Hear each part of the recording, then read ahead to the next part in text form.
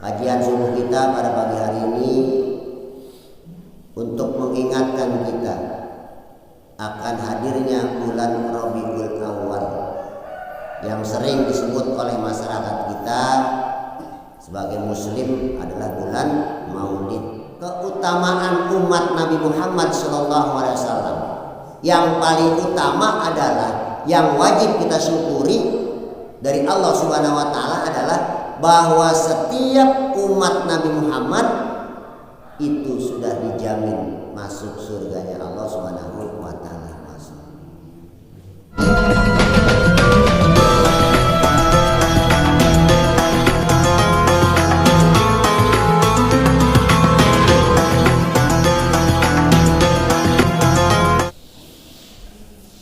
Bismillahirrahmanirrahim.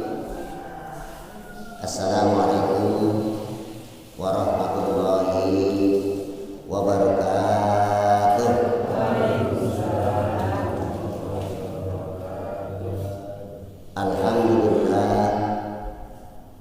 Alhamdulillahilladzi ja'ala taqwa bil imani wal islam alladzi khalaqal insana bi ahsani taqwim. Asyhadu an la ilaha illallah wahdahu la syarika lah wa asyhadu anna sayyidana wa nabiyyana Muhammadan abduhu wa rasuluh. Allahumma shalli wa sallim wa barik ala sayyidina wa syafi'ina wa qurrati a'yunina wa maulana Muhammadin wa ala alihi wa sahbihi ajma'in. Qala Allah ta'ala fi kitabihil karim, a'udzu billahi minasy syaithanir rajim. Bismillahirrahmanirrahim. Laqad kana lakum fi rasulillahi uswatun hasanah. Wa qala Allah wa min ayati ukhra, innallaha wa malaikatahu yusholluna 'alan nabi ya ayyuhalladzina amanu shallu 'alaihi wa sallimu taslima. Wa qala Nabi sallallahu alaihi wasallam, kullu ummatin yadkhuluna ilal jannah illa man aba. Wa qala amma ba'd. Ma'asyiral muslimin, jamaah kajian subuh Mushola Riyadul Husna yang senantiasa dirahmati oleh Allah Subhanahu wa taala. Pantas kita bersyukur kepada Allah Subhanahu wa taala karena kita diberikan nikmat sehat, nikmat hidayah, dan juga nikmat waktu untuk bisa hadir bersama-sama di mushola ini. Mudah-mudahan segala nikmat yang begitu banyak Allah berikan kepada kita dan kita syukuri, insyaallah perjalanan hidup kita di dunia ini senantiasa selalu diberikan rahmat dan karunia Allah Subhanahu wa taala. Tidak lupa salawat dan salam senantiasa kita sampaikan kepada junjungan alam kita Nabi besar Muhammad sallallahu alaihi wasallam. Mudah-mudahan jamaah yang hari ini hadir di Mushola Riyadul Husna untuk bersama-sama mendengarkan kajian subuh adalah orang-orang umat beliau yang nanti akan mendapat syafaatnya di akhirat nanti. Amin ya rabbal alamin. Ma'asyiral muslimin, jamaah kajian subuh yang dimuliakan Allah. Kajian subuh kita pada pagi hari ini untuk mengingatkan kita akan hadirnya bulan Rabiul Awal yang sering disebut oleh masyarakat kita sebagai muslim adalah bulan Maulid. Makanya sebagai ibroh, sebagai manifestasi mengingatkan diri kita, maka pada pagi hari ini saya akan sedikit menguraikan tentang keutamaan menjadi umat Nabi besar Muhammad sallallahu alaihi wasallam. Kenapa ini kita angkat? Supaya di dalam diri kita sebagai umat Rasulullah Nabi besar Muhammad sallallahu alaihi wasallam itu terpatri satu sifat yang memberikan penguatan kepada kita tentang begitu besarnya sosok Rasulullah Nabi besar Nabi Muhammad sallallahu alaihi wasallam. Makanya bulan Rabiul Awal atau bulan Maulid, tepatnya tanggal 12 Rabiul Awal, itu berarti bulan di mana kita mengenang kembali terhadap sejarah, terhadap perjuangan, terhadap hal-hal yang telah ditinggalkan Rasul, sehingga rasa cinta kita kepada Rasulullah semakin kuat dan semakin tumbuh. Kenapa demikian? Karena di akhir-akhir modern zaman seperti ini, di mana orang-orang sudah banyak disibukkan dengan hal-hal yang lain, banyak orang yang dimasukkan isu-isu yang mungkin bisa merusak akidah dan juga rasa kecintaannya, banyak orang yang lari dari ajaran dari Nabi kita Nabi Muhammad sallallahu alaihi wasallam. Oleh karena itu perlu bagi kita menghadirkan sosok Rasulullah yang minimal di bulan Rabiul Awal. Ma'asyiral muslimin jamaah kajian subuh yang dimuliakan Allah Subhanahu wa taala. Kenapa kita harus memperingati Maulid? Meskipun memang sosok Rasulullah, rasa mahabbah kita kepada Rasul harus kita hadirkan setiap saat dengan kita membaca salawat kepada Nabi Muhammad sallallahu alaihi wasallam. Namun giliran waktu ini perlu juga ada satu upaya secara maksimal bagi kita sebagai muslim untuk memperingati hari lahirnya Nabi Muhammad sallallahu alaihi wasallam. Rasul tidak butuh terhadap ini, tapi kita sebagai umatnya yang butuh akan kehadiran Rasulullah. Menurut Dr. Umar Hamali dalam buku Kalimatun Hadiyatun bil Bid'ah, Kalimatun Hadiyatun bil Maulid, dan Kalimatun Hadiyatun bil Istighosah, itu ada 10 alasan bagi umat Islam perlunya memperingati Maulid. Satu diantaranya adalah bahwa memang Allah Subhanahu wa taala itu ketika melahirkan, menghadirkan para nabi dan rasul, baik dari zaman Bani Israel dan sebelumnya, itu sudah ditentukan Allah tentang mereka lahir di umat mana, di kaum mana, dan hari apa. Itu sudah mendapatkan ketentuan dan keistimewaan dari Allah Subhanahu wa taala. Sebagai contoh misalnya Rasulullah Shallallahu Alaihi Wasallam di bulan Rabiul Awal ini kan mendapat keistimewaan. Yang pertama, Rasul lahir pada hari Senin, tanggal 12 Rabiul Awal.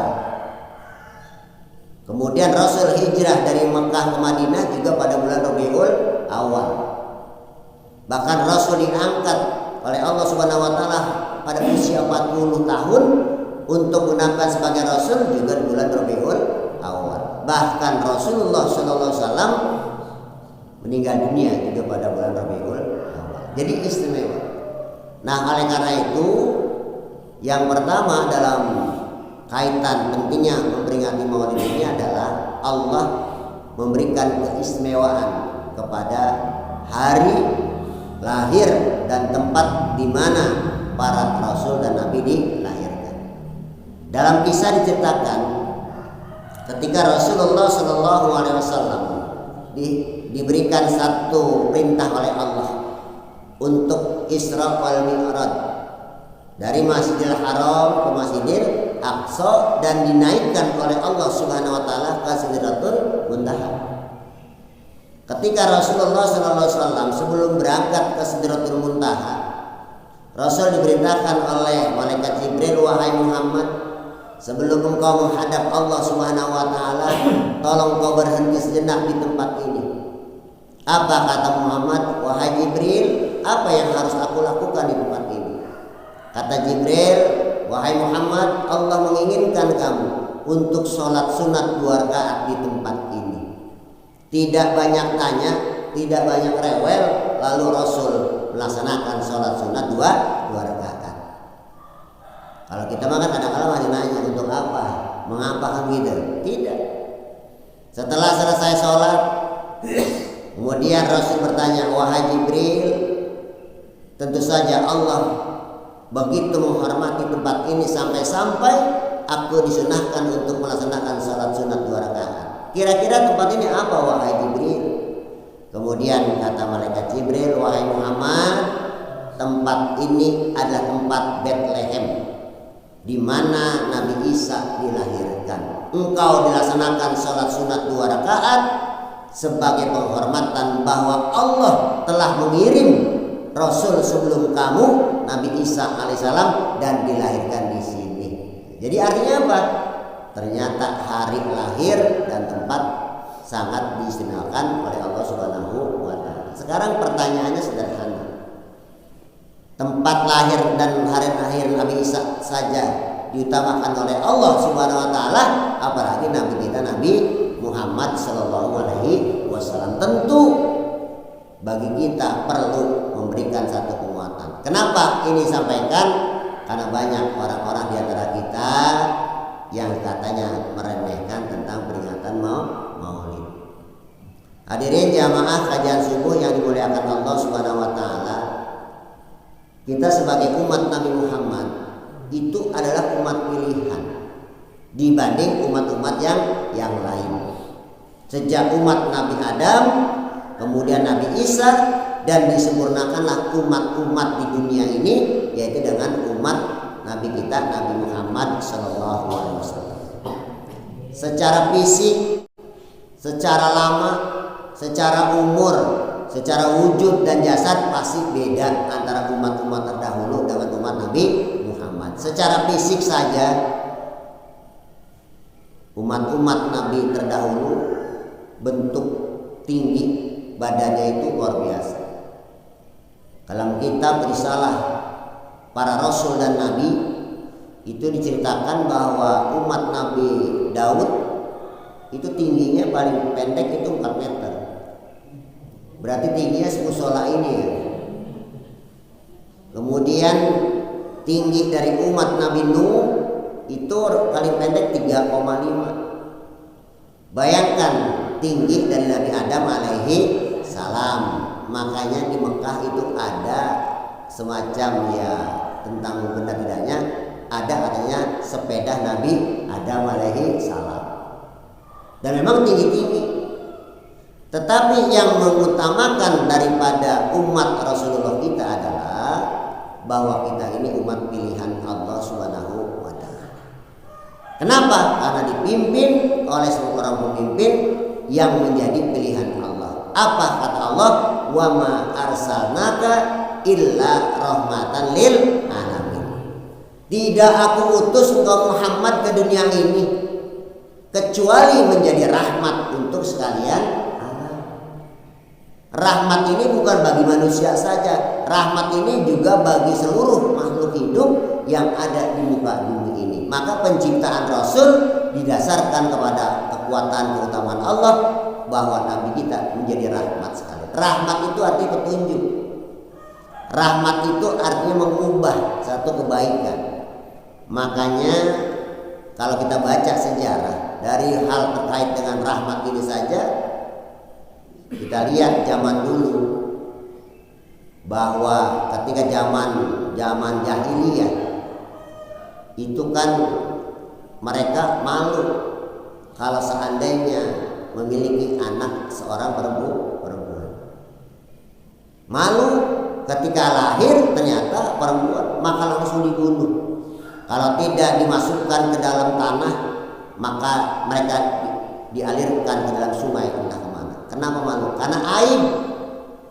Menurut mereka dengan hadirnya perempuan, maka itu aib. Maka ketika Rasulullah hadir mengubah konsep ini, maka dibebaskan mindset orang bahwa setiap manusia itu dilahirkan memiliki kedudukan hak yang sama.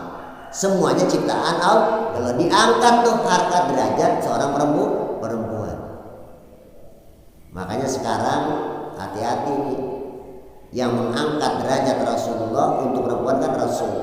Kadang-kala ada umat kita dari Nabi Muhammad perempuan melangkahi emansipasinya sebagai wanita. Kodrat boleh tinggi, Derajat boleh tinggi, tapi etika seorang perempuan apalagi sudah menjadi seorang istri, ada etika dalam agama kita. Bagaimana mereka berlaku hormat, bagaimana mereka berlaku patuh terhadap pemimpin keluarga, yaitu suami. Jangan emansipasinya kebablasan. Makanya itu satu contoh. Jadi wa ma arsalnaka illa rahmatan lil alamin.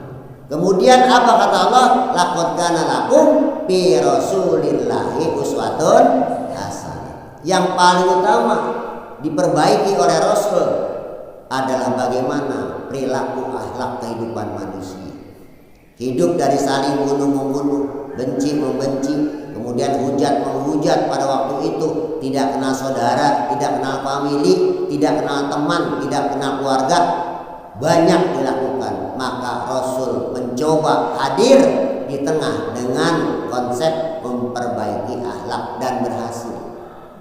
13 tahun lebih Rasulullah di kota Mekah berhasil menunjukkan Islam. Makanya akhlak kunci keberhasilan sebagai umat Islam. Tapi sekarang ternyata banyak umat Islam akhlaknya kadang-kadang sudah kembali ke zaman dulu.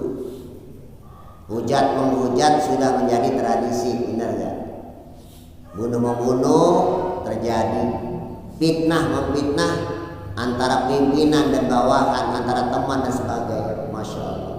Makanya Maulid ini menjadikan satu ingatan bagi kita agar kita kembali fitrah terhadap ajaran Nabi kita Nabi Muhammad Sallallahu Alaihi Wasallam.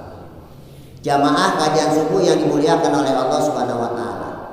Keutamaan umat Nabi Muhammad SAW yang paling utama adalah yang wajib kita syukuri dari Allah Subhanahu Wa Taala adalah bahwa setiap umat Nabi Muhammad itu sudah dijamin masuk surganya Allah Subhanahu Wa Taala. Ini pemimpin luar biasa, pemimpin yang mementingkan daripada bawahannya, pemimpin yang mementingkan daripada rakyatnya. Kata Rasulullah, kullu ummatin yadkhulunal jannah illa man aba. Setiap umatku nanti di akhir zaman, setelah mereka kembali ke akhirat, mereka akan dijamin masuk surganya Allah Subhanahu wa taala. Sudah dijamin. Udah dapat lisensi kalau bahasa kerennya. Tapi hadis ini kan ujungnya perlu ingat juga, illa man aba, kecuali bagi orang yang ogah masuk surga. Hadis ini turun adalah cerita di suatu saat bahwa Jibril alaihissalam itu datang mengunjungi Nabi kita Nabi Muhammad sallallahu alaihi wasallam. Kalau Jibril datang kepada Nabi kita, umumnya membawa wahyu, menyampaikan perintah Allah kepada Nabi kita, wahyu. Tapi saat itu Jibril hanya ingin silaturahmi. Maka ketika Jibril hadir, apa kata Nabi kita? Wahai Jibril, maukah engkau aku minta tolong kepada Allah? Apa wahai Muhammad? Tolong mintakan kepada Allah Subhanahu wa taala agar umatku nanti ketika mereka meninggal dunia, mereka semua adalah orang yang akan dimasukkan dalam surganya Allah Subhanahu wa taala. Masya Allah, luar biasa. Rasul minta agar umatnya dimasukkan dalam surga. Berangkat Jibril menghadap Allah, ya Allah, Muhammad menginginkan agar umatnya nanti semuanya masuk dalam surga. Kemudian hasil negosiasi Jibril dengan Allah, maka apa yang diminta oleh Nabi kita dikabulkan Allah. Maka Jibril kembali menemui Nabi kita Nabi Muhammad SAW. Apa kata Jibril? Wahai Muhammad, apa yang telah engkau pinta kepada Allah dan sudah aku sampaikan, Allah mengabulkan dari apa yang telah engkau pinta. Tapi Allah tidak mengabulkan semua yang engkau pinta. Kenapa Jibril? Engkau mengatakan agar seluruh umatmu nanti masuk surga, tapi Allah mengabulkan hanya sepertiga dari umatmu yang sudah dijamin masuk surga. Jadi kalau kajian subuh malam hari ini, subuh ini ada 30 orang. Kita ini 10-nya udah masuk surga. 20-nya masih ngambang.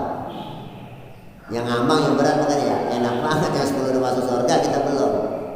Masa Allah. Jangankan jauh-jauh, kadang-kala 30 orang, 10 baru dapat paros pisah, yang 20 belum dapat, kadang-kala gerutu baik. Apakah Nabi Muhammad menerima? Tidak. Wahai Jibril, kalau seandainya demikian maka aku khawatir masih ada umatku yang akan masuk neraka. Wahai Jibril, mintalah kepada Allah agar Allah menambahkan jatahnya. Berangkat tuh Jibril menemui Allah, turun kembali. Wahai Muhammad, apa yang telah engkau pinta dikabulkan Allah. Allah menambah jatah kuota dari umatmu nanti dari 1/3 sekarang sudah ditambah 1/3 lagi, maka 2/3 dari seluruh umatmu dijamin masuk surga. Amin ya Rabbal. Jadi kalau 30 orang ini 20 orangnya udah masuk surga, tinggal 10. Kalau ibarat kita mah kan 10 tapi tinggal baik gitu ya. Yang penting 20 udah dapat gitu. Sama juga begini, RT ngusulin bansos gitu ya. Dapat 20 nih, yang belum 10, pakai itu tinggal baik. Nah, kalau Rasul gak begitu. Wahai Jibril, tidak mengurangi rasa hormat. Ini bahasa kita, tidak mengurangi rasa terhadap Allah. Mintalah kepada Allah agar seluruh umatku nanti akan menjadi masuk surga. Berangkat lagi, Masya Allah. Turun tuh hadis ini. Apa kata Rasul? Kullu ummatin yadkhuluna ilal jannah. Setiap umatku nanti mereka semuanya masuk surga. Amin ya Rabbal. Tapi illa man aba, kecuali bagi mereka orang-orang yang memang tidak mau masuk surga. Udah biasa, jangankan umat, bener gak? Jangankan umat, nabi-nabi terdahulu banyak, bukan hanya sekedar umat, tapi anak juga ada yang bandel. Nabi Nuh punya anak bandel, bener gak? Disuruh naik ke perahu, wahai dirimu dengan ayahmu ini, mari Allah akan mengirimkan musibah, engkau akan tenggelam bersama orang-orang yang zalim, orang-orang yang munafik, dan juga orang-orang yang tidak percaya pada Allah. Aku akan bersama mereka, wahai ayah, silahkan kau berangkat tuh. Makanya apalagi umat yang pasti akan tidak mematuhi perintah Allah. Kemudian bertanya, qala ya Rasulullah, wa ma'aba, wahai Rasulullah, siapa orang yang enggan masuk surga itu? Maka kata Rasul, paman atau ani dakhalal jannah wa man asoni fa'aba. Orang yang mentaati perintahku itulah mereka yang akan masuk surga. Dan wa ma asoani faqad aba. Orang yang tidak mentaati perintahku, mereka adalah orang yang tidak mau masuk surga. Makanya jalan untuk menuju surga sudah dibuka kerannya oleh Rasul, minta sama Allah dan sudah dikabulkan. Tinggal kita bagaimana? Wa atiullah wa atiur Rasul. Taat kepada Allah dan taat kepada Rasul. Makanya hadir di tempat ini, Masya Allah, ini amal ibadah. Makanya kerjakan sholat, kerjakan puasa, taat kepada Allah, taat kepada Rasul, selalu berselawat. Itu adalah jalan-jalan yang memberikan satu tiket bahwa kita termasuk orang yang akan dimasukkan dalam surganya Allah Subhanahu wa ta'ala. Makanya di dalam kitab Nashihul Ibad karangan Imam Nawawi Al-Bantani, Nabi Adam itu cemburu dengan umat Nabi kita Nabi Muhammad SAW. Cemburu. Kenapa? Kata Adam, ada 4 keistimewaan menjadi umat Nabi Muhammad. Yang pertama kata Adam, aku dikabulkan tobatku oleh Allah Subhanahu wa ta'ala di kota Mekah. Tapi bagi umat Nabi Muhammad, di mana saja mereka bertobat, kapan saja, maka tobatnya diterima oleh Allah Subhanahu wa ta'ala. Nabi Adam itu tobat, dan tobatnya berapa? Baru dikabulkan 40 tahun. Kita silahkan kapan saja, mau malam hari, mau siang hari, mau pagi, baik di Indonesia di mana saja silahkan. Coba bayangkan kalau Allah menentukan tidak keistimewaan buat Nabi Muhammad dengan umatnya, masya Allah. Kita punya dosa berangkat ke Mekah, minta taubat sama Allah. Sekarang ke Mekah ongkosnya berapa? Umroh aja paling dikit sekarang 28, ya kan? Kita berangkat ke Mekah, maka bersyukur menjadi umat Nabi Muhammad. Baik dia bersyukur, baik dia bertobat di mana saja bumi ini, kata Allah, bagi umat Nabi Muhammad adalah tempat yang suci, tempat untuk bertobat. Makanya lihat pemain-pemain sepak bola, kadang-kala kalau habis memasukkan gol ke gawang, apa dia? Sujud syukur. Di mana sujud syukurnya? Di lapangan, nggak ke rumah dulu. Emang silakan. Bumi bagi umat Nabi Muhammad ini suci di mana saja. Makanya bagi kita yang bekerja di sawah, bekerja di pegunungan, silakan sholat di sana. Kalau kita pulang mungkin waktunya nggak cukup, silakan. Ya, diempang ya silakan. Yang pertama itu. Yang kedua, kata Nabi Adam, aku dulu di surga, ketika aku berbuat dosa, maka aku dipisahkan dengan istri, maka aku terpisah dengan Siti Hawa. Tapi umat Nabi Muhammad, kalau mereka berbuat dosa, keluarganya aman-aman baik. Tidak ada anaknya pergi, suaminya pergi, atau istri pergi, atau enggak. Allah memang tetap mengumpulkan. Tapi Nabi Adam dipisahkan. Dalam sejarah histori, Nabi Adam dengan Siti Hawa itu kan dipisahkan jauh luar biasa. Nabi Adam dibuang ke Mekah, Siti Hawa dibuang ke India. Bertemu tuh mereka setelah 40 tahun. Apa kata Nabi Adam? Ya Allah, ampuni dosaku yang telah berbuat zalim kepadamu. Kalau engkau tidak ampuni, maka tetap aku akan menjadi orang terzalimi. Makanya setelah 4 tahun ketemu dengan Siti Hawa. Ketemunya di mana? Di Jabal Rahmah. Makanya orang-orang yang berangkat haji, entah ini mungkin apakah sebagai hanya sugesti, kadang-kala yang belum punya jodoh mintanya di Jabal Rahmah. Yang belum punya pasangan datang ke Jabal Rahmah menulis namanya. Yang udah punya pasangan minta lagi ditambah juga di Jabal Rahmah, begitu Ji, ya. Dikuatkan. Makanya Jabal Rahmah itu pasti dikunjungi oleh orang yang berangkat haji maupun umroh. Kenapa? Untuk mengenang kembali terhadap begitu besar anugerah Allah mempertemukan Nabi Adam dengan Siti Hawa. Jamaah kajian subuh yang dimuliakan Allah, yang ketiga kata Nabi Adam, ketika dulu aku berbuat dosa, aku dalam keadaan menggunakan pakaian. Lalu Allah berikan hukuman kepadaku, aku ditelanjangkan oleh Allah, masya Allah. Tapi umat Nabi Muhammad, mereka dalam keadaan telanjang tetapi tidak mendapat hukuman dari Allah Subhanahu wa Ta'ala. Kalau kita baca, Nabi Adam kan diturunkan ke bumi dalam keadaan telanjang, hanya dibungkus daun tin. Masya Allah. Kita ini tidak dibuat seperti itu. Kenapa? Karena sosok Nabi kita, Nabi Muhammad Sallallahu Alaihi Wasallam. Oleh karena itu, mari sama-sama kita ingatkan diri kita. Berbanggalah kita, berbahagialah kita menjadi umat Nabi Muhammad Sallallahu Alaihi Wasallam.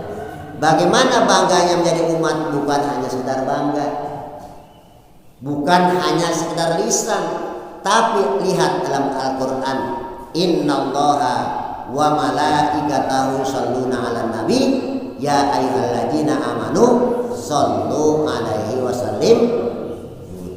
Sesungguhnya Allah dengan para malaikat itu berselawat kepada nabi kita.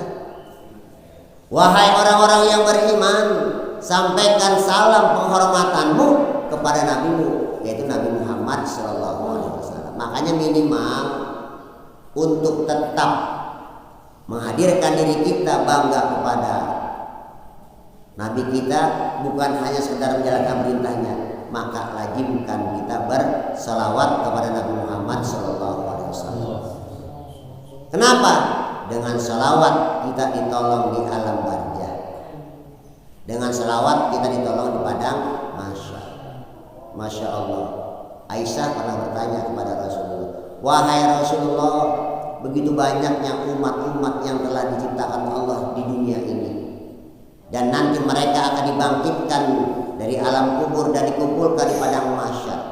Bagaimana mungkin wahai Rasul kamu bisa mengenali umatmu di situ banyak orang yang kumpul? Apa kata Rasul?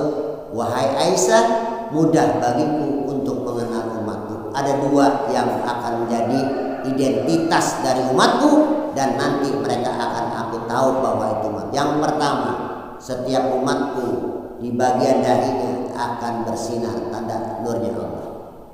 Kenapa?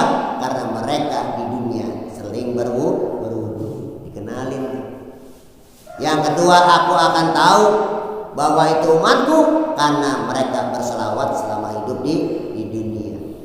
Makanya rajinkan tentang selawat ini sebagai penghambaan diri kita, sebagai rasa hormat kita, sebagai mahabbah kita kepada Nabi kita Nabi Muhammad SAW. Ma'asyiral muslimin, kajian subuh yang dimuliakan Allah Subhanahu wa taala.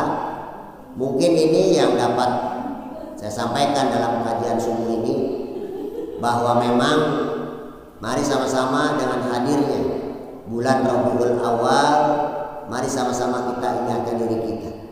Sudah berapa banyak perintah-perintah Rasul yang telah kita lakukan, dan juga sudah berapa banyak perintah-perintah Rasul yang saat ini sering kita abaikan.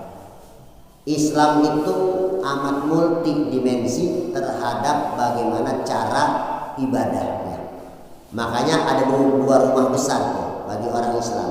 Ada ibadah maghdub, ada ibadah ghairu maghdub. Kalau ibadah maghdub sudah ditentukan oleh Allah, wa aqimus sholat, sholat, kemudian waktu zakat, zakat, kemudian berpuasa, itu sudah ditentukan Allah. Tapi banyak ibadah-ibadah lain yang sering dianjurkan oleh Rasul, dan ini menjadi sunnah bagi kita. Contoh, Rasul mengajarkan adab tata cara hidup bertetangga. Rasul mengajarkan bagaimana tata cara hidup untuk memberikan pergaulan terhadap sesama muslim. Rasul mencontohkan bagaimana kita hidup setiap hari dengan berdoa, setiap hari dengan baca kalimat-kalimat doa. Rasul mengajarkan bagaimana kita bisa berhubungan dalam keluarga. Banyak ilmu-ilmu yang mungkin seharusnya kita laksanakan. Makanya mudah-mudahan dengan kajian subuh yang rutin kita laksanakan ini menggali terhadap pengetahuan kita kepada Nabi kita Nabi Muhammad SAW. Karena Nabi Adam, Nabi Musa, Nabi Nuh, Nabi Isa, ketika nanti di pada akhir zaman di padang mahsyar dimintakan terhadap syafaatnya, mereka tidak mau. Pergilah engkau kepada Muhammad, pergilah engkau Muhammad, aku pun sekarang lagi bingung, aku pun akan minta kepada nabimu Nabi Muhammad. Makanya wajar mereka tidak begitu berkuasa terhadap syafaat, karena syafaat hanya milik Nabi kita Nabi Muhammad SAW. Kesimpulannya, mari kita senantiasa selalu mengenang beliau dengan berselawat setiap hari. Yang kedua, mari sama-sama kita laksanakan perintah Allah dan perintah Rasul agar kita menjadi orang yang mendapatkan jaminan surganya Allah Subhanahu wa taala. Mudah-mudahan apapun yang kita lakukan menjadi nilai ibadah insyaallah Subhanahu wa taala. Demikian kajian subuh pada pagi hari ini. Jika ada kelebihan itu semata-mata dari Allah, jika ada kekurangan itu sifat saya sebagai manusia biasa. Kita tutup dengan Al-Fatihah. Mudah-mudahan apa yang baru saja kita terima menjadi ilmu yang bermanfaat di dunia dan akhirat, dan mudah-mudahan kebaikan dan berkahnya buat kita pribadi dan keluarga. Al-Fatihah sebentar, mudah-mudahan menjadi obat bagi saudara-saudara kita yang kurang sehat, dan Al-Fatihah sebentar menjadi keberkahan agar kita hidup di dunia senantiasa diberikan panjang umur, diberikan rezeki yang banyak dan halal, dan insyaallah kehidupan kita senantiasa selalu dalam karunia Allah Subhanahu wa taala. Ala hadihiniyah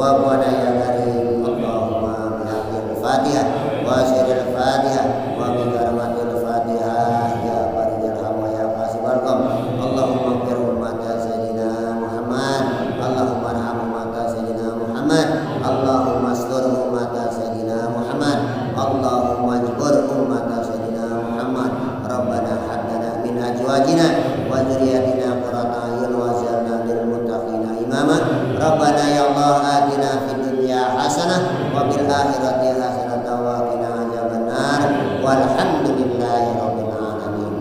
Kurang lebih mohon maaf dan saya akhiri. Wallahu muwaffiq ila aqwamit thoriq. Wassalamualaikum warahmatullahi wabarakatuh.